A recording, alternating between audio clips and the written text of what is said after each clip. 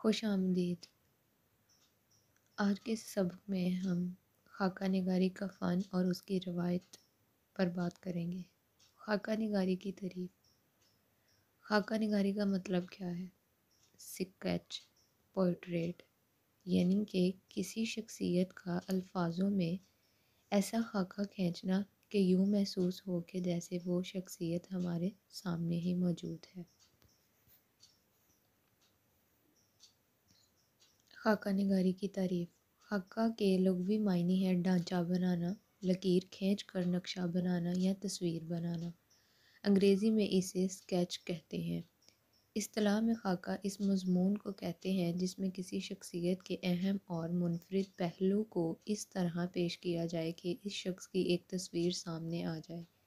اس میں کسی شخصیت کے ظاہری یا باطنی اوصاف کو بیان کیا جاتا ہے۔ اس میں اس شخص کی خوبیوں یا خامیوں کو اس طرح پیش کیا جاتا ہے کہ اس کی شخصیت کی تصویر سامنے آ جاتی ہے۔ یعنی کہ خاکہ نگاری کی تعریف میں ہم نے یہ چیز دیکھی ہے کہ خاکہ ایسے کھینچا جائے الفاظ کے ذریعے سے کہ اس شخصیت کی تمام خوبیاں اور خامیاں جو ہیں وہ ہمارے سامنے ظاہر ہو جائیں، اور وہ کس صورت میں ظاہر ہو کہ الفاظ کی صورت میں ظاہر ہو۔ یعنی خاکہ نگاری شخصیت کا عکس پیش کرتی ہے۔ اس میں خاکہ نگار اس شخص کے کسی بھی پہلو کو موضوع بنا سکتا ہے۔ اس کے عادات و اطوار، رہن سہن، لباس یا اس کی گفتگو کے انداز وغیرہ کو مختصراً اس انداز سے پیش کیا جاتا ہے کہ اس کی پوری شخصیت چلتی پھرتی ہمارے سامنے آنے لگتی ہے۔ اور جب ہم کسی شخصیت کے کسی ایک خاص جو اس میں خوبی ہو اس پہ بات کرتے ہیں، تو جب ہم اس کو الفاظ کا ایک جامہ پہناتے ہیں، الفاظ کا لبادہ اڑاتے ہیں، تو وہ یوں محسوس ہونے لگ جاتا ہے کہ جیسے وہ شخصیت ہمارے سامنے ہی موجود ہو۔ ہم منظر نگاری ایسے کرتے ہیں، ہمارے تخیل پر ایسا اثر ہونا شروع ہو جاتا ہے کہ آیا جیسے وہ شخصیت بالکل ہمارے سامنے ہو اور ہم اس کو دیکھ کر یہ سب کچھ بیان کر رہے ہیں۔ خاکہ نگار کی یہی خوبصورتی ہوتی ہے کہ الفاظ کے ذریعے وہ ایسے نقش کشی کھینچتا ہے کہ وہ ایسے گویا محسوس ہونے لگتا ہے کہ جیسے وہ شخص ہمارے بالکل سامنے ہی موجود ہو۔ خاکہ نگاری کی خصوصیت۔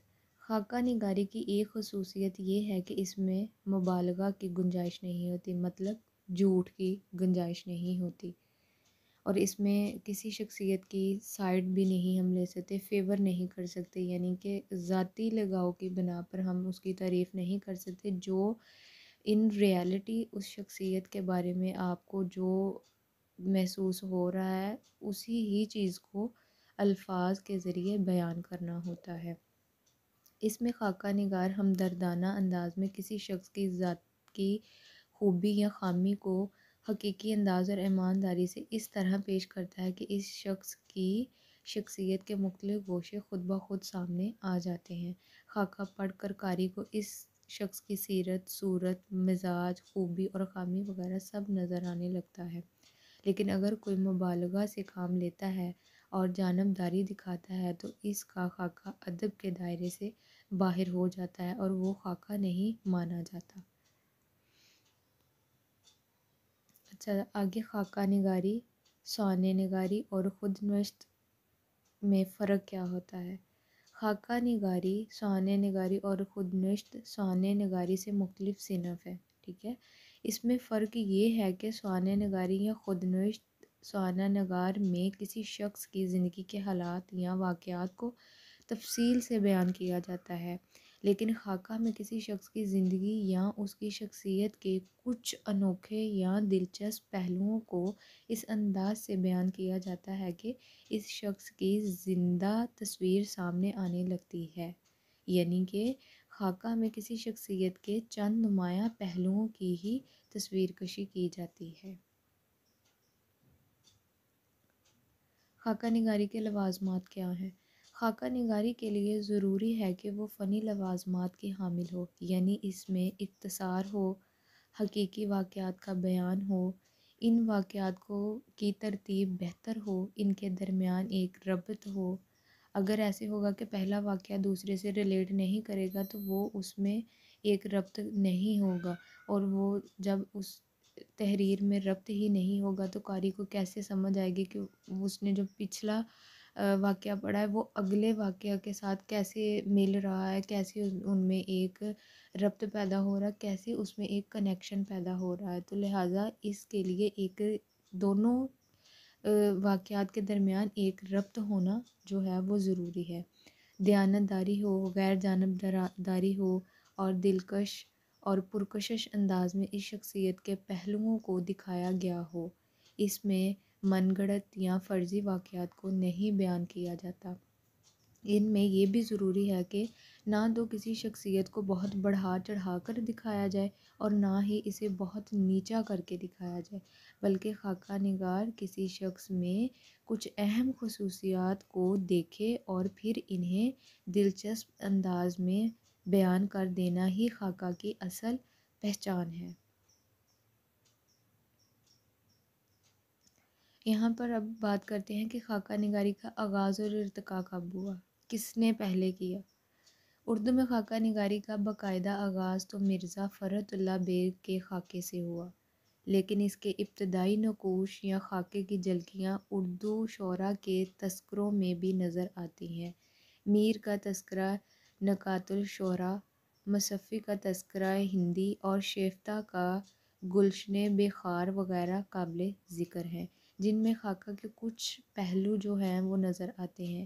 اسی طرح محمد حسین آزاد کی کتاب آب حیات اور دربار اکبری اور انشا کی دریائے لطافت میں بھی خاکے کے اثرات نظر آتے ہیں۔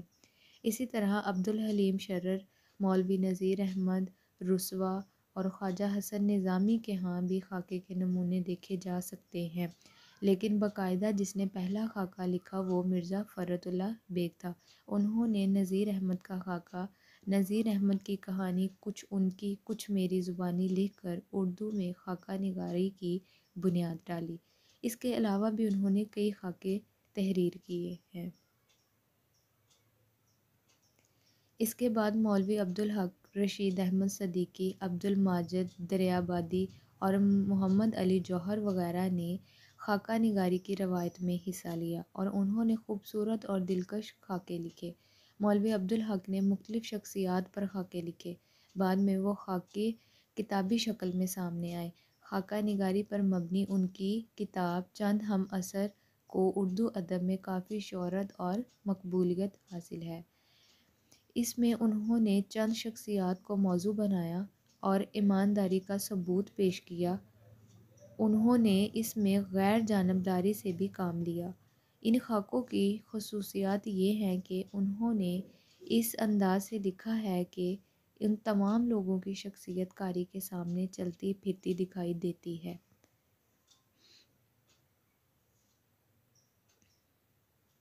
اسی طرح رشید احمد صدیقی نے بھی خاکہ نگاری میں حصہ لیا۔ انہوں نے بہت سے خاکے لکھے۔ ان کے خاکوں کا مطالعہ کیا جائے تو پتہ چلتا ہے کہ ان کے خاکے بہت دلچسپ ہوتے تھے۔ انہوں نے اپنے خاکوں میں ظرافت کا پہلو بھی اختیار کیا ہے، جو کہ ان کے دیگر نثری اصناف کی بھی خصوصیت ہے۔ ان کے خاکوں میں مشہور ادبا اور ان کے اساتذہ نظر آتے ہیں۔ قابل ذکر بات یہ ہے کہ انہوں نے جن شخصیات کو اپنے خاکوں کا حصہ بنایا ہے ان سے ان کا گہرا تعلق ہے، اور دیکھا جائے تو جب ایک کسی شخصیت کا ہم خاکہ لکھتے ہیں تو اس کے ساتھ ہمارا جو ہے ایک ذاتی گہرا تعلق بھی ہو تو ہم اس کے جو ہیں وہ پہلوؤں کو زیادہ تفصیل کے ساتھ بیان کر سکتے ہیں۔ لیکن اس میں بھی یہ ضرور دیکھنا چاہیے کہ ذاتی پسند اور ناپسند کی بنیاد پر ہم کوئی تحریر نہیں لکھ سکتے، وہ ہمارا ایک ذاتی مسئلہ بن جاتا ہے، اور چیز وہی اور خاکہ نگاری میں اس چیز کو بڑی اہمیت دی جاتی ہے کہ غیر جانبدارانہ جو ہے وہ اپنا طرز اپنایا جائے، کہ کسی شخصیت کو ذاتی بنا پر نہ کہ اتنا بڑھا چڑھا دیا جائے اور نہ کہ ذاتی ناپسندیدگی کی بنا پر اس کو بہت کم تر حقیر جو ہے وہ پیش کیا جائے۔ ان کے خاکوں کا پہلا مجموعہ تھا گنجہائے گراں ماں ہے، اور دوسرا مجموعہ ہم نفس رفتہ ہے، اور اس کے علاوہ بھی کثیر تعداد میں ان کے خاکے موجود ہیں۔ ان میں ہم نفسائے رفتار کو کافی شہرت اور مقبولیت ملی ہے۔ ان کی اہمیت کا اندازہ اس بات سے بھی لگایا جا سکتا ہے کہ یہ ایک نصابی کتاب کی حیثیت بھی رکھتی ہے۔ بہرحال انہوں نے جتنے خاکے بھی لکھے وہ بہت ہی دلکش اور خوبصورت ہیں۔ انہوں نے اپنے تمام خاکے ایمانداری سے لکھے، ان کے ہاں جانبدارانی کا رنگ بالکل نظر نہیں آتا۔ ان کے علاوہ محمد علی جوہر نے بھی بہترین خاکے لکھے ہیں۔ وہ خاکے بھی اردو ادب کے اضافے کی حیثیت رکھتے ہیں۔ ان کے خاکے بے اماں جو ان کی والدہ پر ہیں، اور حکیم اجمل خان جو حکیم اجمل خان پر ہیں، بہت ہی زیادہ قابل ذکر ہیں۔ خاکہ نگاری کی روایت میں عصمت چغتائی، خواجہ حسن نظامی اور منٹو کا نام بھی قابل ذکر ہے۔ انہوں نے بھی عمدہ اور بہترین خاکے لکھے ہیں۔ عصمت چغتائی نے اپنے بھائی عظیم بیگ چغتائی پر دوخی کے نام سے ایک خاکہ لکھا جو بے حد مقبول ہوا۔ خواجہ حسن نظامی نے اس فن کو شوخی اور ظرافت کے ذریعے سے دلچسپ بنایا۔ سعادت حسن منٹو نے بھی جداگانہ اسلوب اور انداز میں خاکے لکھ کر اس روایت کو نیا رنگ عطا کیا۔ وہ اپنے خاکوں میں انسانوں کی جانچ اور پرکھ کرتے ہیں۔ ان کے خاکوں کے مجموعے گنجے فرشتے، لاؤڈ اسپیکر اور فلمی شخصیتیں قابل ذکر ہیں۔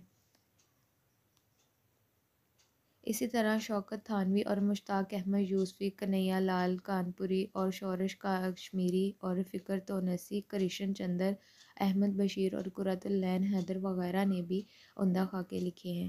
ان کے علاوہ بھی بہت سے ادیبوں نے خاکے لکھے اور آج بھی لکھے جا رہے ہیں، جس سے اس صنف کی اہمیت کا اندازہ بخوبی ہوتا ہے۔ امید ہے کہ آپ کو ویڈیو بہت پسند آئی ہوگی۔ ویڈیو پسند آئی ہو تو ویڈیو کو لائک، شیئر اور چینل کو سپورٹ ضرور کیجیے گا، اور نیکسٹ ویڈیو تک کے لیے خدا حافظ۔